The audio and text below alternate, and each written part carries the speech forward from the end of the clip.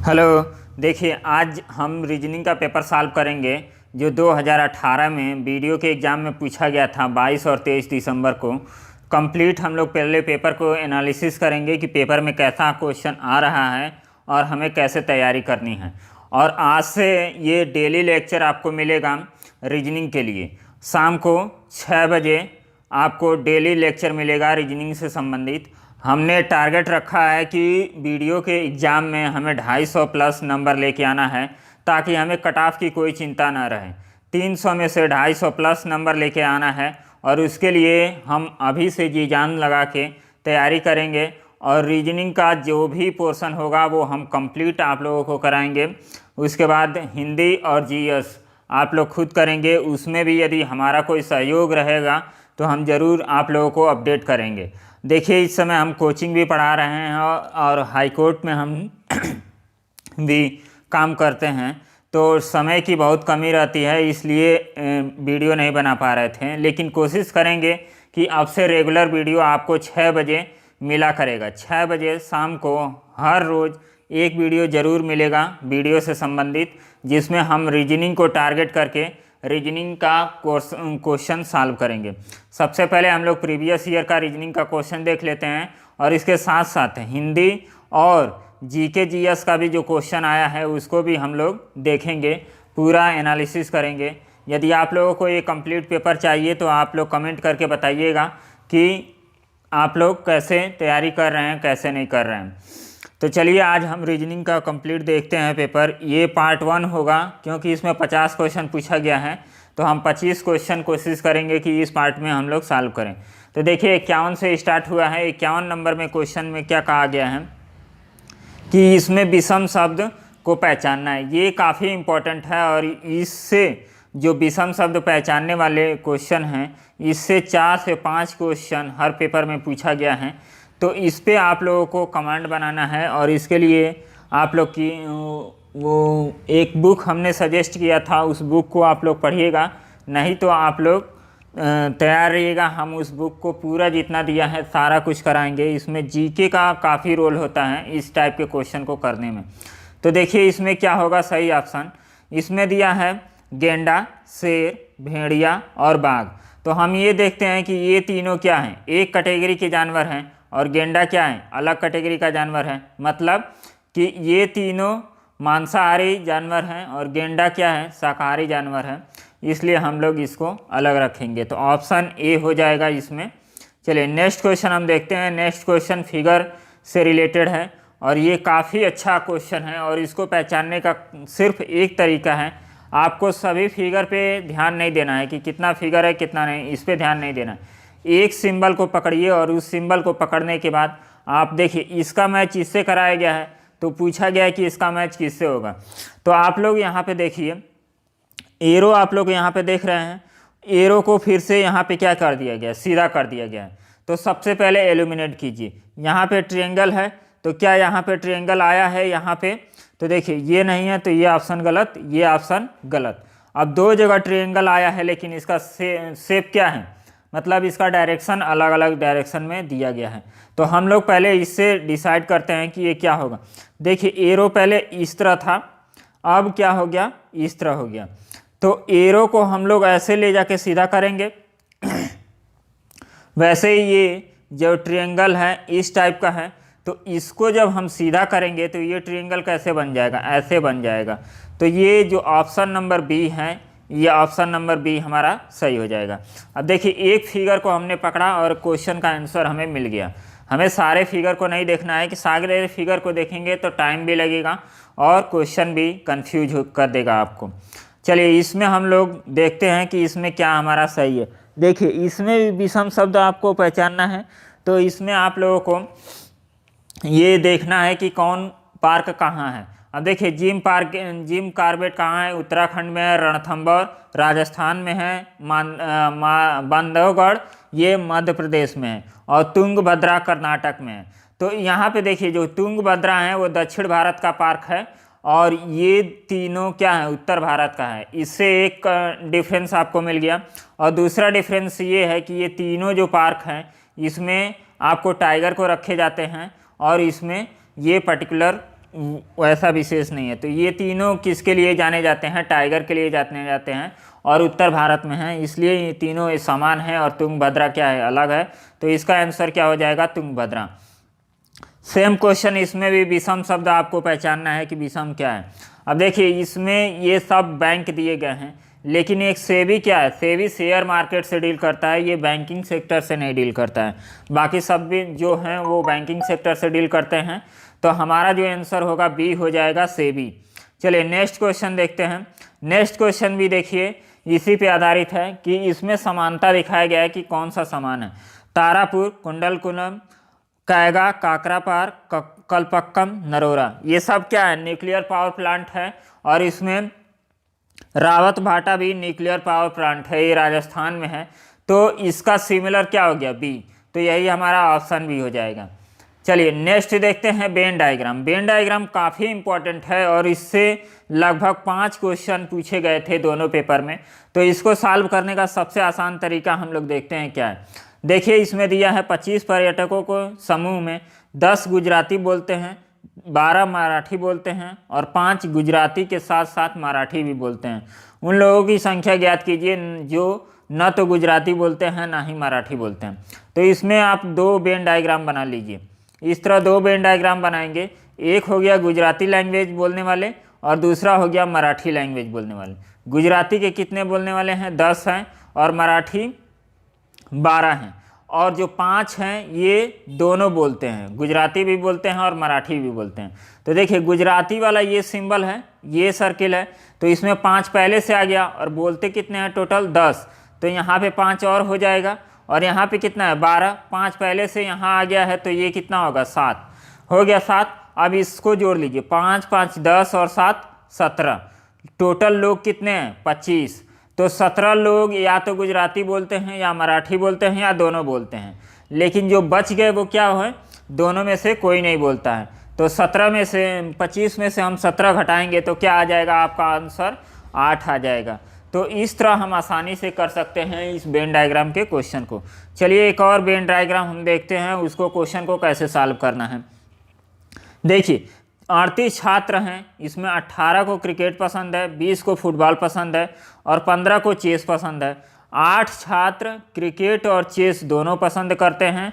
और इसमें से देखिए इस टाइप का 3 वेन डायग्राम आ गया। तो सबसे पहले 3 वेन डायग्राम बना लीजिए, 1 2 और 3 हो गया। अब देखिए 38 छात्र हैं, ये हो गया क्रिकेट का और ये हो गया फुटबॉल का और ये हो गया चेस का। यहाँ पे चेस हम कर देते हैं। अब देखिए 18 छात्र क्या क्रिकेट को पसंद करते हैं, तो यहाँ पे 18 हमने लिख दिया। 20 छात्र फुटबॉल को, तो यहाँ पे हमने 20 लिख दिया। और 15 चेस को, तो यहाँ पे 15 हमने लिख दिया। अब देखिए 8 छात्र, केवल 8 छात्र हैं जो क्रिकेट और चेस दोनों पसंद करते हैं। ये 8 छात्र इन दोनों में हैं, इन दोनों में मतलब 8 यहाँ होगा। उसके बाद इसमें दिया भी है और उनमें से 3 फुटबॉल भी पसंद करते हैं।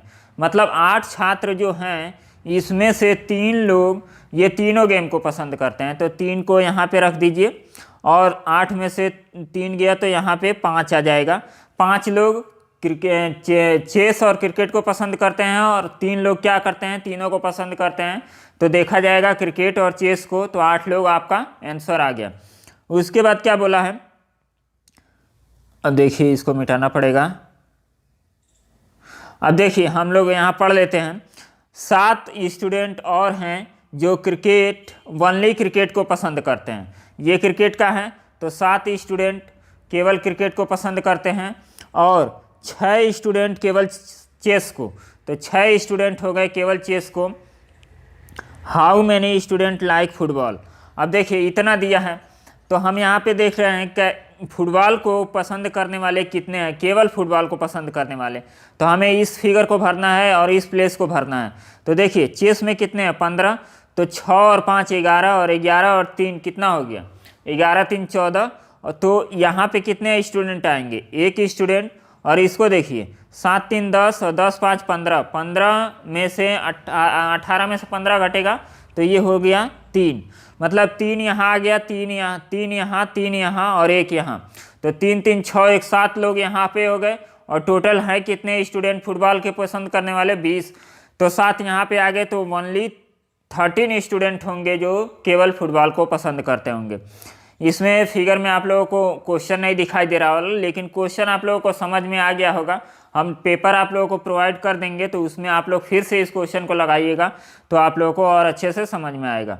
तो इसका ऑप्शन क्या हो जाएगा? 13।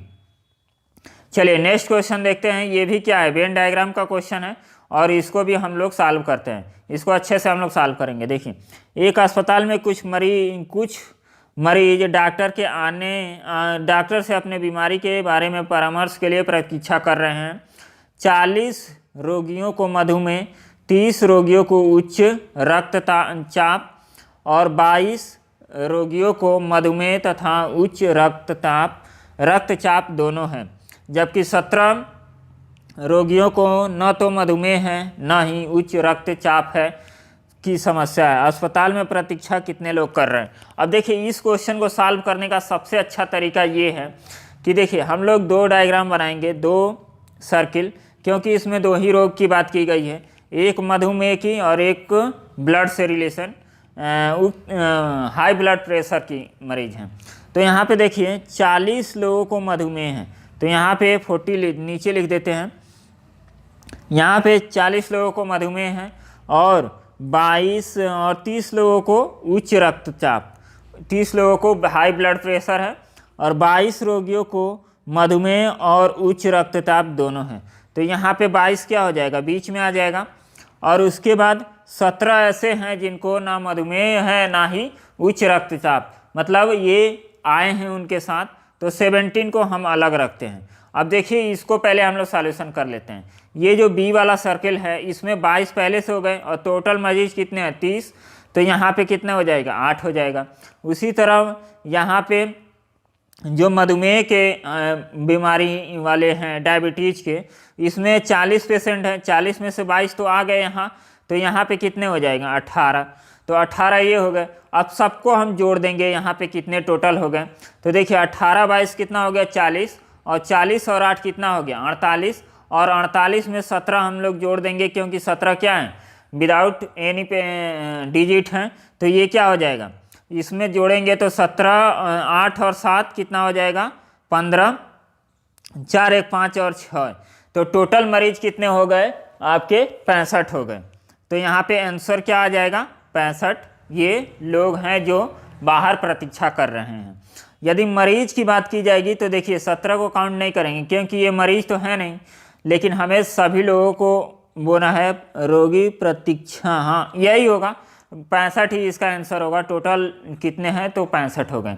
नेक्स्ट हम क्वेश्चन देखते हैं। नेक्स्ट क्वेश्चन देखिए, एक संगीत कक्षा में 12 बांसुरी बजा सकते हैं, 11 गिटार बजा सकते हैं और 10 वायलिन बजा सकते हैं। अब देखिए, ये भी वेन डायग्राम का क्वेश्चन है, तो इसको भी हम लोग बना लेते हैं। 1 फिगर, 2 फिगर और ये हो गया 3 फिगर। 12 छात्र बांसुरी, यहाँ पे बांसुरी 12 छात्र, और गिटार कितने बजाते हैं? 11, और कितने? 10 वायलिन। वायलिन बजाने वालों की संख्या कितनी है? 10। अब बोला है कि 6 छात्र बांसुरी के साथ साथ गिटार भी बजा सकते हैं। बांसुरी के साथ साथ गिटार भी बजा सकते हैं, और उनमें से 3 छात्र वायलिन भी बजा सकते हैं। अब देखिए, इन दोनों के बीच में 6 छात्र होने चाहिए जो गिटार और बांसुरी दोनों बजाते हैं, और इनमें से 3 लोग ऐसे हैं जो वायलिन भी बजाते हैं। तो 3 को क्या कर देंगे? 3 लोग हैं जो तीनों बजाते हैं, और 3 क्या हो गए? बांसुरी और गिटार बजाते हैं।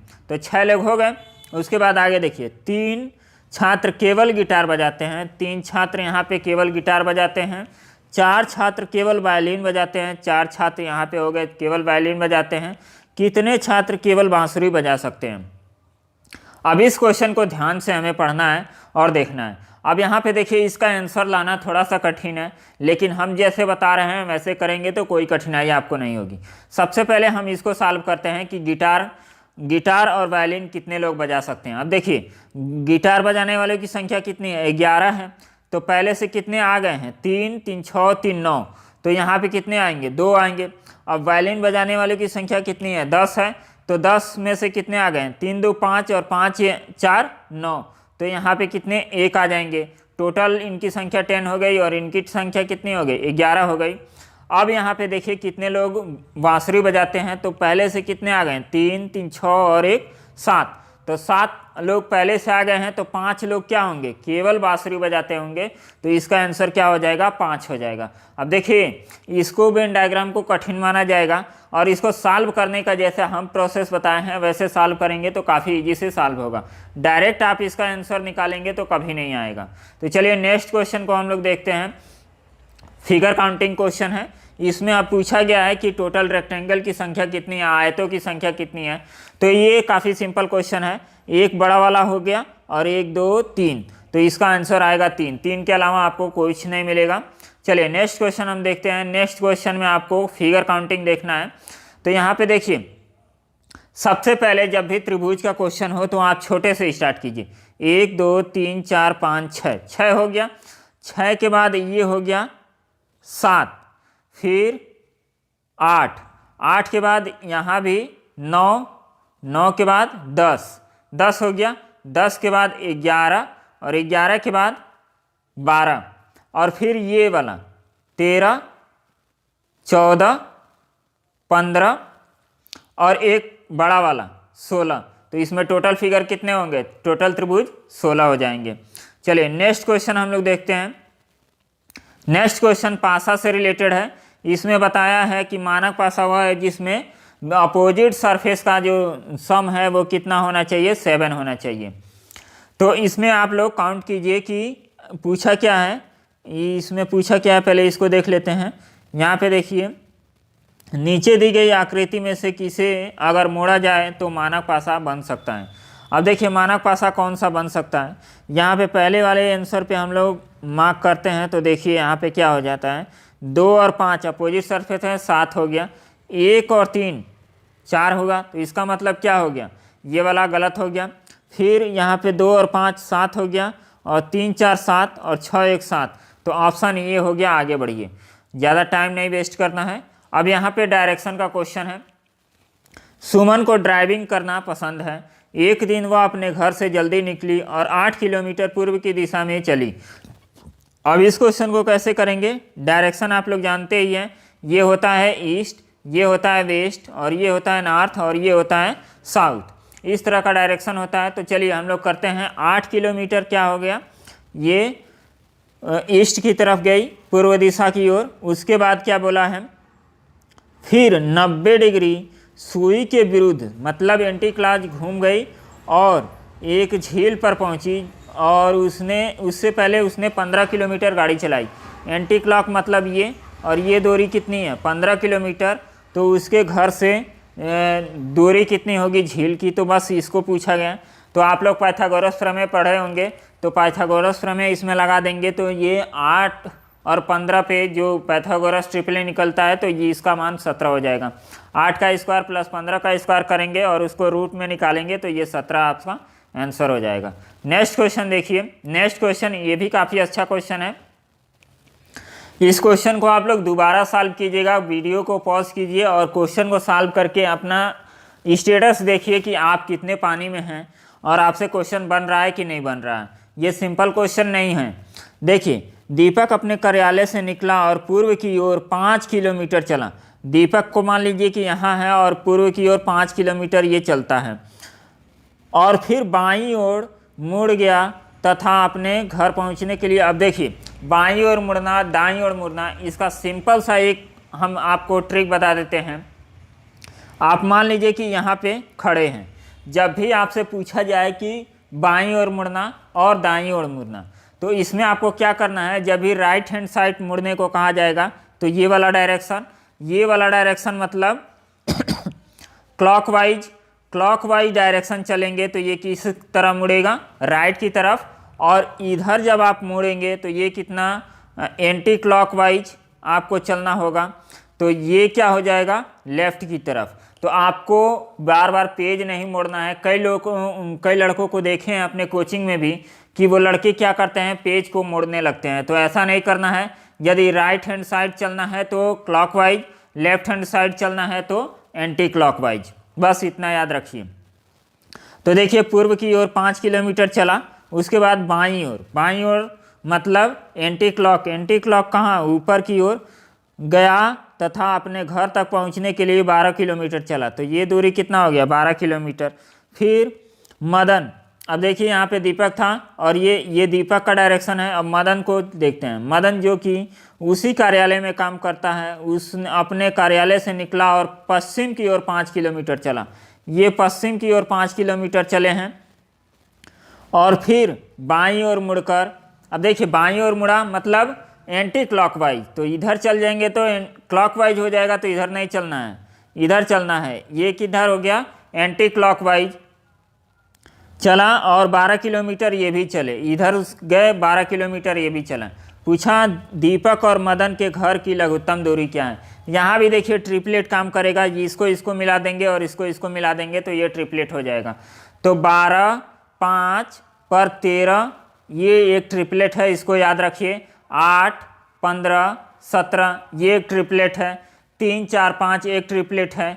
6, 8, 10 एक ट्रिपलेट है। तो इसको याद कर लेंगे तो निकालने में काफ़ी समय नहीं लगेगा और जल्दी से आप क्वेश्चन का आंसर दे देंगे। तो ये आएगा 13 और ये भी आएगा 13। तो 13 और 13 कितना हो गया, टोटल दूरी 26 हो गया।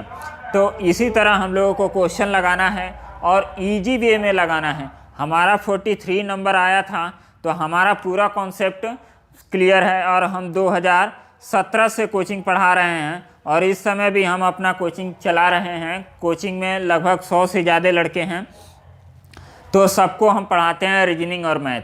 तो इसलिए टाइम नहीं मिल पाता है, लेकिन अब से हम डेली आप लोगों को अपडेट करेंगे रीजनिंग्स के पोर्शन से और उसको आप लोगों को करवाएंगे।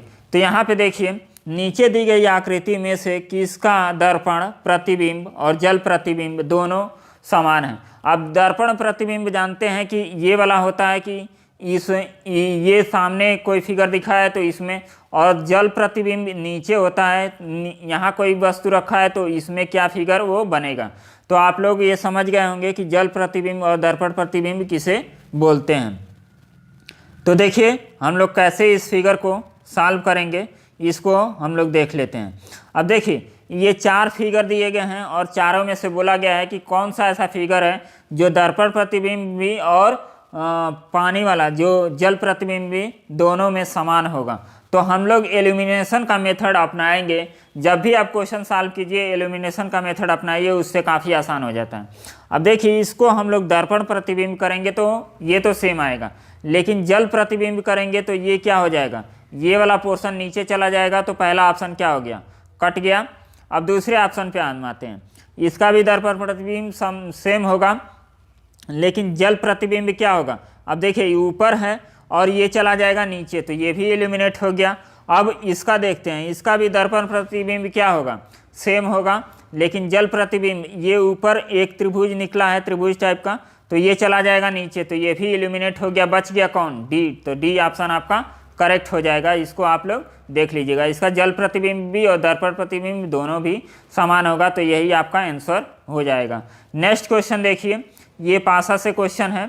इसमें क्या पूछा गया है, नीचे दिए गए कागज के सामने की ओर अंक चिन्हित किए गए हैं, पीछे कुछ भी लिखा गया नहीं जा सकता।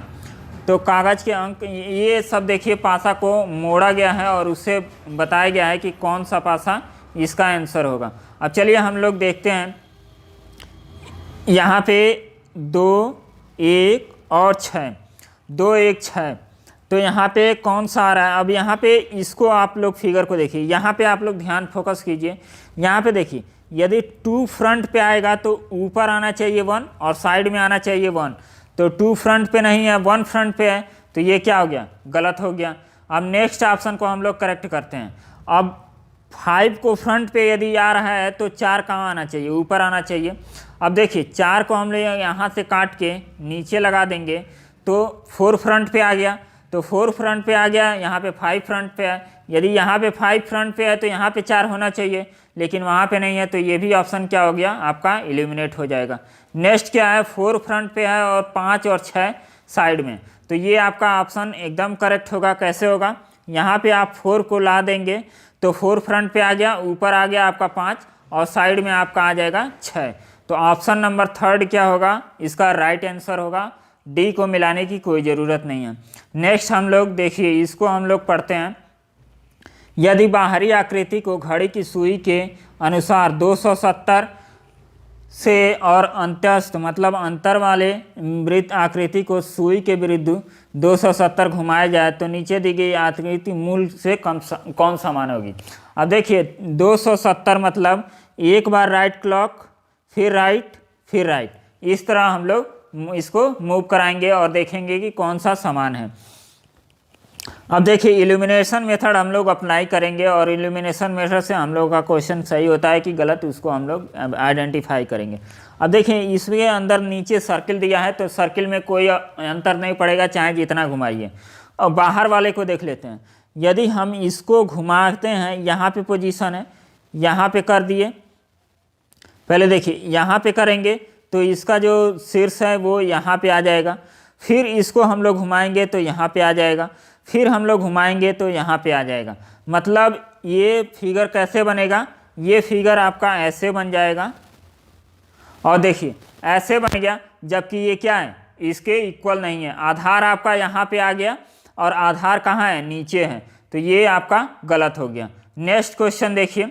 अब नेक्स्ट क्वेश्चन, नेक्स्ट ऑप्शन को, इसके बाहर वाले फिगर में कोई अंतर नहीं पड़ेगा, अंदर वाले फिगर को हम लोग केवल एक शीर्ष पकड़ते हैं, इसी को हम लोग मूव करेंगे। 90 डिग्री ऐसे घुमाएंगे तो शीर्ष आपका यहाँ पे आ गया, 90 डिग्री हम यहाँ पे घुमाएंगे तो शीर्ष यहाँ पे आ गया, और फिर से 90 डिग्री हम लोग घुमाएंगे तो यहाँ पे आ गया। क्या पहले से शीर्ष यहाँ पे है, नहीं है, तो ये भी ऑप्शन क्या हो गया आपका, कट गया। नेक्स्ट आप क्वेश्चन को देखिए। इसको बाहर वाले पे कोई फर्क नहीं पड़ेगा चाहे जितना भी घुमा ले, अंदर वाले को हमें घुमाना है, अंदर वाले को क्लॉकवाइज घुमाना है। तो देखिए इसको हम लोग घुमा के यहाँ लाएंगे सेम फिगर, इसको घुमा के यहाँ लाएंगे सेम फिगर, इसको घुमा के यहाँ लाएंगे सेम फिगर, मतलब ऑप्शन कौन सा हो जाएगा, थर्ड हो जाएगा। तो आप लोग एल्यूमिनेशन मेथड का अप्लाई कीजिए और उसके अनुसार क्वेश्चन का आंसर देने की कोशिश कीजिए। चलिए नेक्स्ट क्वेश्चन, ये देखिए, ये कथन निष्कर्ष का क्वेश्चन इसमें काफ़ी पूछा गया है, लगभग 5 से 6 क्वेश्चन दोनों सेट में पूछा गया है और ये काफ़ी टफ माना जाता है। एक स्टेटमेंट आपको दे दिया जाएगा, उसी स्टेटमेंट के अनुसार आपको आंसर देना होता है। तो चलिए इसको देख लेते हैं हम। अक्टूबर महीने में मोटरसाइकिल की बिक्री इस बात पर निर्भर करती है कि पिछले कुछ महीनों में मानसून कैसा रहा। भारत के अधिकांश हिस्सों में चालू वर्ष में वर्षा अपेक्षा से अधिक हुई है। अब देखिए इससे हमें कुछ मिला नहीं। अब इसमें कहा क्या जा रहा है, उपरोक्त से मोटरसाइकिल विनिर्माण कंपनियों के संदर्भ में निम्न में से कौन सा कथन निकाला जा सकता है। अब देखिए इसको, फर्स्ट है लाभप्रदता बढ़ाने के लिए कंपनियां मोटरसाइकिल की कीमतें बढ़ाएंगी, इससे कोई मतलब नहीं। अब सबको हम लोग पढ़ लेंगे। कंपनियां लागत को कम करने के लिए जनशक्ति का कम कर, बात ये नहीं है।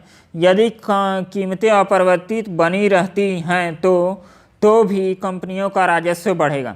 अब देखिए कोई वस्तु है, उसका डिमांड यदि बढ़ गया तो आप प्राइस चेंज भी नहीं करेंगे तो भी क्या होगा, उसका यदि पहले 10 बिकता था अब वो 100 बिकने लगा तो उसको तो प्रॉफिट होगा ही होगा। तो ये थर्ड वाला जो ऑप्शन है ये कुछ हद तक का भी सही जा रहा है। अब देखिए प्रत्येक कंपनी की बाजार हिस्सेदारी में अच्छी, ये कोई मतलब नहीं, तो ये वाला आपका लॉजिक निकल रहा है, ये वाला आपका सही होगा आंसर। नेक्स्ट क्वेश्चन देखिए। अब यहाँ पे नेक्स्ट क्वेश्चन को हम लोग करते हैं, ये भी कथन निष्कर्ष का क्वेश्चन है। जब लोग नए घर खरीदते हैं तो उपभोक्ता टिकाऊ उत्पाद जैसे फ्रिज, टीवी, वॉशिंग मशीन आदि खरीदते हैं। नया घर कोई भी खरीदेगा तो ये सब ज़रूरत की चीज़ें जो होती हैं अच्छी इसको भी खरीदेगा। तो नए फ्लैट की बिक्री होम लोन दरों पर निर्भर करती है। अब नया फ्लैट लेने के लिए आपको होम लोन लेना पड़ सकता है, तो उसके लिए क्या आपको मिनिमम ब्याज दर होना चाहिए और तभी आप घर खरीदेंगे। तो यदि आशा की जाती है कि अगले वर्ष कम से कम 1% ब्याज दर में कटौती करेंगे, जो कि बड़ी कमी है। अब देखिए इसका हम लोग आंसर कैसे देंगे और क्या पूछा गया है इसको हम लोग देखते हैं। यहाँ पे क्या पूछा गया है इसको हम लोग देखते हैं। अब देखिए उपभोक्ता टिकाऊ उत्पाद कंपनियों को अपनी बिक्री को बढ़ावा देने के लिए भारी छूट देगी। अब देखिए इस तरह हम लोग पढ़ेंगे तो कोई लॉजिक नहीं मिलेगा। हम लोग को क्या करना होता है, जो ऑप्शन दिए हैं सबको पढ़ना है और उसमें बेस्ट कौन सा ऑप्शन हो सकता है इसको हमें चुनना होता है। तो चलिए इससे अभी कोई निष्कर्ष नहीं निकाल पाए, अगला पढ़ते हैं। भारत को उपभोक्ता टिकाऊ वस्तुओं के अधिक बहुराष्ट्रीय ब्रांडों को आकर्षित करने के लिए सरकार विदेशी निवेश मापदंडों में राहत देगी। अब देखिए इससे चलिए हम अगला पढ़ते हैं। रियल इस्टेट सेक्टर और उपभोक्ता टिकाऊ कंपनियों की बिक्री में उच्च वृद्धि देखी जाएगी। ये कुछ लॉजिक बन रहा है कि जब बिकेगा तो क्या होगा, जब नया मकान कोई खरीदेगा तो उसके साथ साथ उपभोक्ता वस्तुओं को भी खरीदेगा। तो ये कुछ हद तक ऑप्शन आपका राइट जा रहा है। शॉपिंग मॉल में बिक्री की तुलना में ये बकवास है। अब देखिए ये वाला आपका सी ऑप्शन आपका करेक्ट हो जाएगा। कोई भी नया मकान खरीदेगा तो क्या करेगा, वो उपभोक्ता वस्तुओं को अपने मकान के अंदर लाएगा, खरीद के लाएगा, फैसिलिटी सारी रखेगा। तो ये आपका लॉजिक निकल रहा है, बाकी आपका लॉजिक नहीं निकल रहा है। नेक्स्ट क्वेश्चन देखते हैं। अब देखिए यहाँ पे फिर से कथन निष्कर्ष का एक क्वेश्चन है। रमेश की डॉक्टर बनने की इच्छा है, रमेश को डॉक्टर बनने की इच्छा है। अब देखिए डॉक्टर बनने के लिए क्या क्या क्वालिफिकेशन होनी चाहिए उसको इसमें मेंशन किया गया है। किसी अच्छे मेडिकल कॉलेज में प्रवेश पाने के लिए प्रत्येक को भौतिकी, रसायन विज्ञान और जीव विज्ञान में अच्छे अंक प्राप्त करने चाहिए और प्री मेडिकल परीक्षा के लिए बोर्ड परीक्षा में तीनों मेडिकल परीक्षाओं में उच्च रैंक भी प्राप्त करना चाहिए। रमेश ने अपनी बोर्ड परीक्षा में तीनों विषयों में उच्चतम अंक अर्जित किए और मेडिकल टेस्ट में भी शीर्ष स्थान प्राप्त किया है। अब देखिए जो भी एलिजिबिलिटी क्राइटेरिया थी उन्होंने पूरा किया है, तो इसके अनुसार पे हम लोग इसका कथन का निष्कर्ष देते हैं। अब देखिए रमेश स्वर्ण पदक विजेता डॉक्टर बनेगा। अभी तो वो एंट्री ले रहा है डॉक्टर बनने की पढ़ाई के लिए, वो कॉलेज में एडमिशन ले रहा है। तो ये भविष्य के लिए हम लोग कैसे जान सकते हैं कि रमेश वहाँ पे जाके क्या करेगा क्या नहीं करेगा, तो ये तो हम अनुमान नहीं लगा सकते हैं। रमेश डॉक्टर बन जाएंगे और स्वयं बहुराष्ट्रीय अस्पताल खोलेंगे। ये भी कोई लॉजिक नहीं निकल रहा है कि डॉक्टर बनने के बाद वो अपनी अस्पताल चलाएंगे कि किसी के अंडर में काम करेंगे या गवर्नमेंट जॉब करेंगे।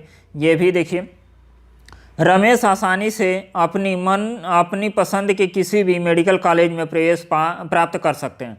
तो देखिए ये आपका लॉजिक 100% सही जा रहा है। अब ये भी पढ़ सकते हैं कि टॉपर होने के नाते अब इंजीनियर कहाँ से बन जाएगा, डॉक्टर बनने के लिए आया है तो इंजीनियर कहाँ से बन जाएगा। तो ये सी वाला ऑप्शन क्या होगा आपका 100% राइट होगा।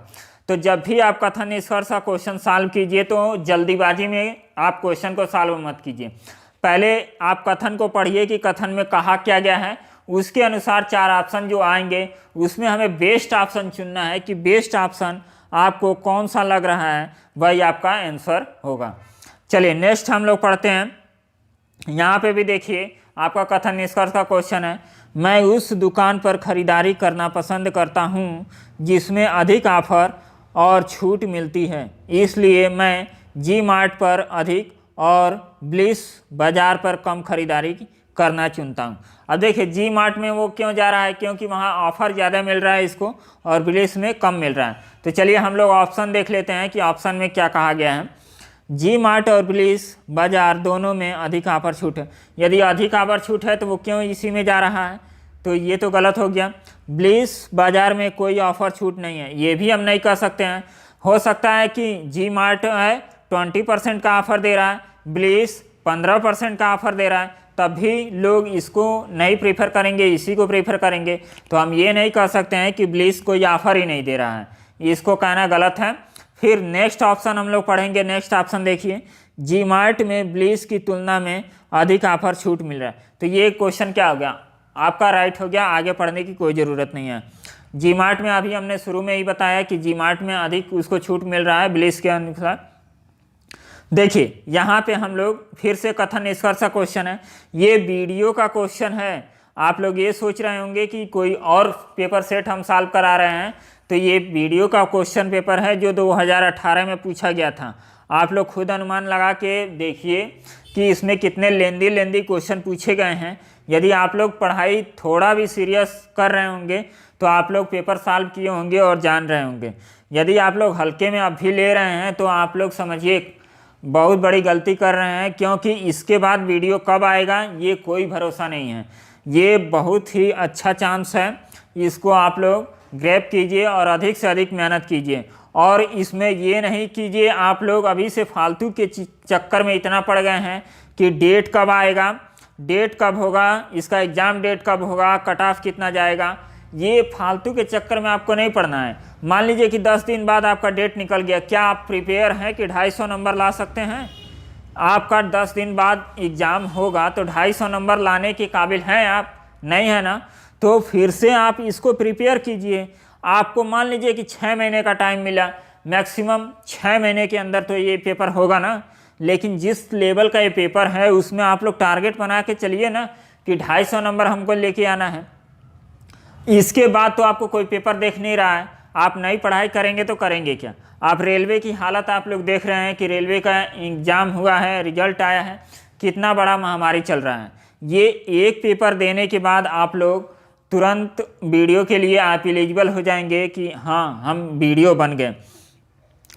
कल हम एक इम्पॉर्टेंट वीडियो लाएंगे, उसमें आप लोगों को पूरा बताएंगे कि कैसे क्या करना है और कैसे पढ़ाई करनी है, तो आप लोगों को काफ़ी अच्छा बेनिफिट होगा। और कल वाला वीडियो आप लोग मिस मत कीजिएगा। जो आप लोग डेट के चक्कर में और कट ऑफ के चक्कर में पड़े हुए हैं, ये आप लोग देखना छोड़िए और सीरियस होकर पढ़ाई कीजिए, क्योंकि आप लोग पेपर का लेवल देख रहे हैं कि कितना हाई लेवल स्टैंडर्ड इसका है।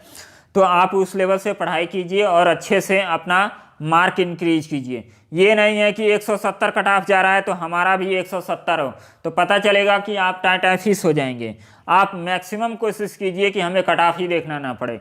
चलिए नेक्स्ट क्वेश्चन को हम लोग सॉल्व करते हैं। मधुमेह होने के कारण डॉक्टर ने मुझे कम चीनी का उपभोग करने की सलाह दी है, इसलिए मैं कम आइसक्रीम खाता हूँ। अब देखिए मधुमेह हो गया है, उसको डायबिटीज़ जिसको इंग्लिश में बोलते हैं, हाँ डायबिटीज़ हो गया है, इसका मतलब शुगर कम कंज्यूम करना है। तो देखिए आगे क्या लिखा है, आइसक्रीम में चीनी कम होती है और आइसक्रीम खाने से मधुमेह के प्रभाव को कम करने में मदद मिलेगी। अब देखिए आइसक्रीम खाने से यदि मधुमेह कम होगा तो हाँ डॉक्टर क्यों कहेगा कि इसको कम खाइए, और ज़्यादा खाइए तब और जल्दी से कम होगा। तो ये ऑप्शन क्या हो गया, फालतू हो गया। आइसक्रीम खाने से शरीर में चीनी का स्तर कम हो जाता है, ये भी फालतू क्वेश्चन। आइसक्रीम में चीनी होती है इसलिए कम आइसक्रीम उपभोग करने से चीनी का सेवन कम हो जाता है। अब देखिए ये लॉजिक वाला ऑप्शन है कि आइसक्रीम में चीनी कम होती है इसलिए इसको कम कंज्यूम करना है। अब जिस चीज़ में ज़्यादा शुगर होगा उसको क्या करना है, कम कंज्यूम करना है। इसलिए हमारा जो डायबिटीज का पेशेंट हम बन गए हैं, इसके रोकथाम में क्या होगा, मदद होगा। तो ये सी ऑप्शन आपका बिल्कुल करेक्ट हो जाएगा। चलिए नेक्स्ट हम लोग क्वेश्चन देखते हैं। अब देखिए कथन निष्कर्ष से कितने क्वेश्चन आपको मिले हैं। एक रिटेल स्टोर में अधिक ग्राहकों को आकर्षित करने के लिए करके उच्च बिक्री का लक्ष्य रख रहा है। उन्होंने गतिविधियों और प्रचार पर अपने विपणन बढ़ा दिए हैं। मतलब क्या होगा, मार्केटिंग वो ज़्यादा कर रहे हैं। तो आप यहाँ पे देखिए उच्च विपणन खर्च, कर्मचारियों का क्या हो जाएगा, कुछ नहीं होगा। गतिविधियाँ और प्रचार से स्टोर में आने वालों की संख्या बढ़ेगी और अधिक ग्राहकों से तात्पर्य अधिक खरीदारी और अधिक व्यवसाय। ये कंफर्म है कि यही होगा। जब आदमी ज़्यादा प्रचार करेगा तो क्या होगा, ज़्यादा लोग उसको जानेंगे, ज़्यादा लोग आएंगे और ज़्यादा उनकी मार्केटिंग होगी, ज़्यादा वस्तु बिकेगा तो उनको ज़्यादा प्रॉफिट होगा। तो ये वाला ऑप्शन आपका करेक्ट हो गया। बाकी आपको पढ़ने की कोई ज़रूरत नहीं है, ये सब आपका प्रैक्टिस से आएगा। देखिए कितने क्वेश्चन पूछे गए, 1 2 3 4 5 6 क्वेश्चन केवल कथन निष्कर्ष से पूछे गए हैं। और इन 6 का आंसर काफ़ी आसानी से आप दे सकते हैं यदि आपका थोड़ा सा लॉजिक क्या है, सेंस अच्छा है। तो अब यहाँ पे देखिए बुक को लिखा है, ब्लड बोल रहे हैं, बुक को लिखा है कि इसको रीड किया जाता है। तो स्पीच को क्या किया जाता है। अब नरेंद्र मोदी स्पीच देंगे तो हम लोग क्या करेंगे, उसको सुनेंगे ही तो इसको लिसन किया जाता है। इसका ऑप्शन ये हो जाएगा। अब इस क्वेश्चन को हम लोग सॉल्व करते हैं। देखिए कोडिंग डिकोडिंग का क्वेश्चन है, इसको हम लोग सॉल्व करते हैं। W के बाद आता है X, D के बाद आता है E, तो हम लोग इसको क्या करेंगे, T के बाद आता है U, तो ये ऑप्शन और ये ऑप्शन तो आपका कट गया। अब देखिए हमें I का नहीं चेक करना है, I का नहीं चेक करना है क्योंकि K इसमें भी है और K इसमें भी है, हमें I और J चेक करना है। अब देखिए यहाँ पे W में एक जोड़ा, फिर A में कितना, A के बाद C लिख दिया मतलब 2 जोड़ा, फिर T में कितना जोड़ा है, T के बाद W मतलब 3 जोड़ा है। तो हम लोग भी क्या करेंगे, G में 3 जोड़ेंगे तो 7 3 क्या होता है 10 होता है। G का रैंकिंग कितना होता है 7 होता है और 7 में 3 जोड़ेंगे तो 10 हो जाएगा। तो कौन सा ऑप्शन आपका हो जाएगा, कौन सा ऑप्शन, देखिए जल्दी, इसमें ऑप्शन नंबर डी हो जाएगा क्योंकि यहाँ आई दिया है तो आई तो होगा नहीं। तो ये रहा 25 क्वेश्चन पार्ट 1, और पार्ट 1 ये कंप्लीट, इसको हम लोग कल के वीडियो में करेंगे जो 25 क्वेश्चन और बचे हैं, क्योंकि वीडियो काफ़ी लंबा हो जाएगा, आप लोग भी बोर हो जाएंगे।